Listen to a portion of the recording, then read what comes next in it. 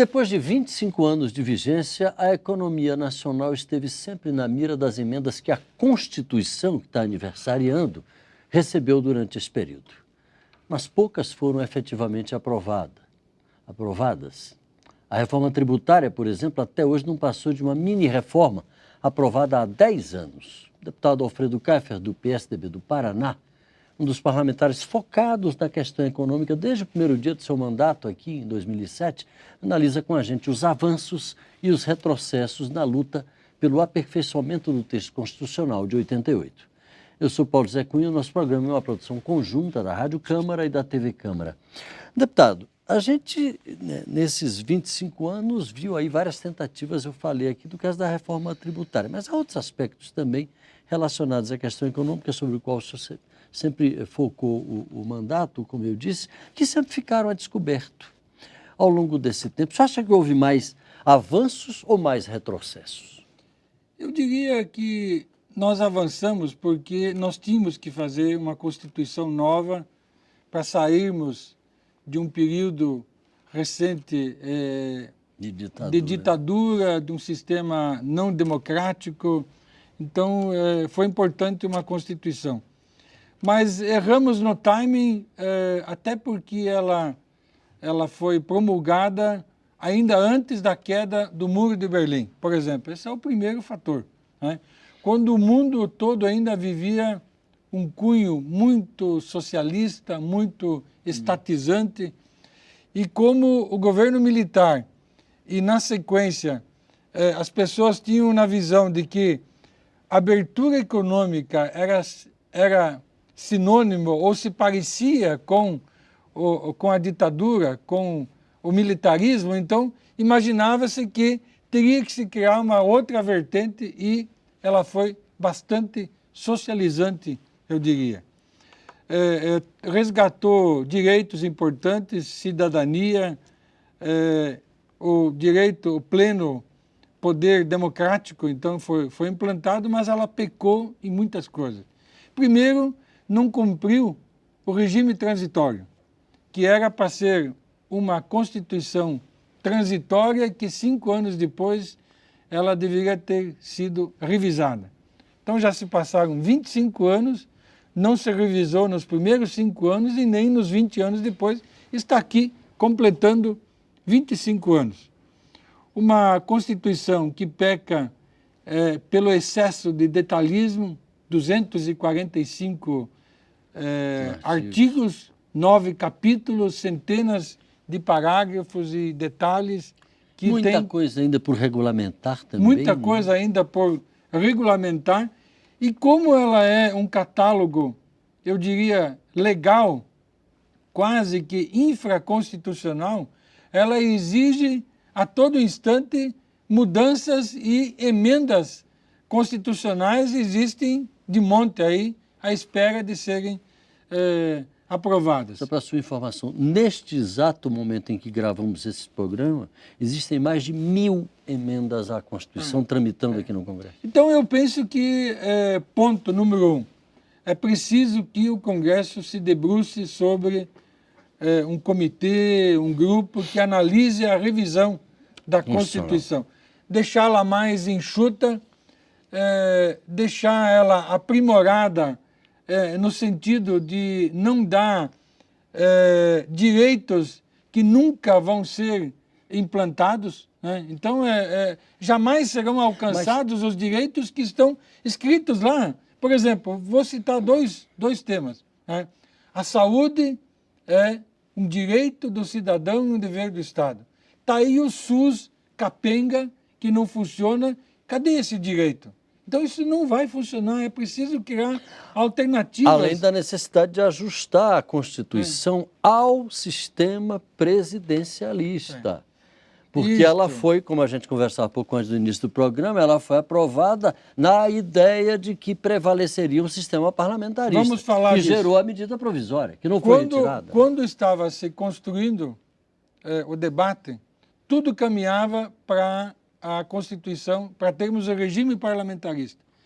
E o formato dela foi no sistema parlamentarista. Quando chegou ao plenário, não se aprovou o regime parlamentarista e ficou o regime presidencialista.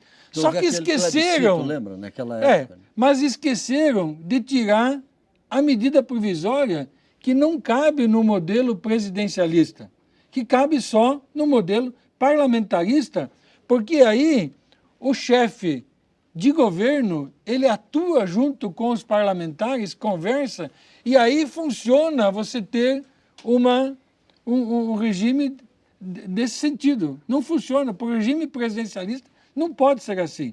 Se ficamos, então, no regime presidencialista, não podemos dar ao presidente a chefia de Estado, a chefia de governo, ser, de certa forma, também legislador, porque o presidente da República, além de poder encaminhar projetos de lei, ele legisla através das medidas provisórias. E ainda um detalhe, que não existe na maioria dos países onde tem o regime presidencialista puro.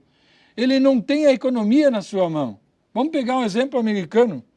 É um regime presidencialista, mas a economia é gerenciada, é regida por um banco central totalmente independente, cujo presidente federal reserve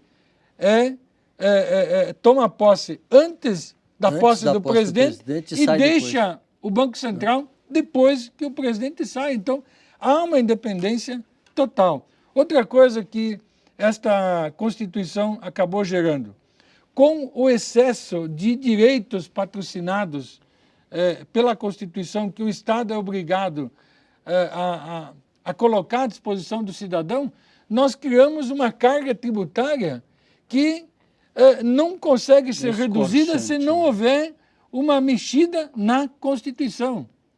Por mais que se queira... E a reforma tributária patina há quanto tempo aí? E a reforma tributária não vai acontecer, e se ela acontecer, é preciso mexer em direitos do cidadão. Porque não adianta, se você fizer uma reforma tributária que reduza expressivamente a carga, digamos em 10 pontos do PIB, vamos supor, está em 36% sobre o PIB, vamos trazer a 25%. Se não enxugarmos a máquina do Estado, coisas que a Constituição prevê, o que nós vamos acabar fazendo? Nós inviabilizamos financeiramente o Estado e, em vez de mantermos o equilíbrio fiscal orçamentário, vamos criar inflação no momento seguinte. Agora, qual é o nefasto resultado dessa carga tributária alta, que grande parte se dá pela Constituição inchada que nós temos? Nós estamos perdendo a competitividade mundial e perdemos o bonde da história no mundo. Nossos produtos vão acabar não cabendo mais no preço lá no exterior. Então temos que baixar a carga tributária e temos que, em consonância, também mexer em artigos importantes da Constituição. Só para encerrar, deputados, eu gostaria de lembrar que nessa luta por um protagonismo maior do parlamento, nesse instante está se vivendo aqui uma tentativa de aprovação da emenda que permite as emendas parlamentares e tal serem autônomas. Se luta por um orçamento impositivo há muito tempo. Ainda não chegamos aí, mas pelo menos as emendas terem isto.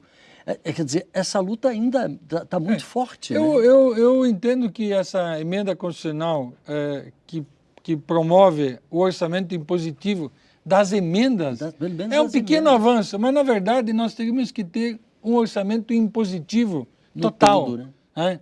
Que o Congresso Nacional tivesse pleno poder para valer. E não, hoje o Congresso Nacional ele atua de forma sugestiva, né?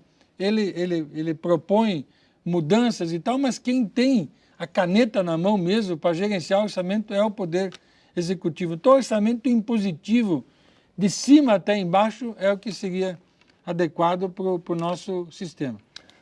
Só uma última questão. O senhor sugeriu no início a formação de vamos dizer, um grupo que pudesse propor uma reforma constitucional. Isso já foi tentado também. Você acha que agora, aproveitando essa onda de revisão, de reflexão sobre o tema, seria um momento adequado? Veja bem, não cabe mais nessa legislatura. Nós já estamos há um ano das eleições e isto é algo que poderia acontecer no início da legislatura, fazer-se já uma prévia, quando um presidente da Câmara e o presidente do Senado assumir, no primeiro semestre de uma nova legislatura, criasse um comitê, criar uma comissão de revisão com integrantes da sociedade, com integrantes do Congresso Nacional, com figuras de alto nível da sociedade, pensadores da sociedade, e a gente propor uma revisão da Constituição que inexoravelmente passaria por um enxugamento e termos um texto que contemple cláusulas pétreas e que o restante disso tudo fosse para legislação infraconstitucional. Deputado Alfredo Kiefer, do PSDB do Paraná. Muito obrigado pela sua participação. Muito obrigado, nós que agradecemos. É a você que nos honrou com sua audiência. Um abraço, obrigado e até a próxima.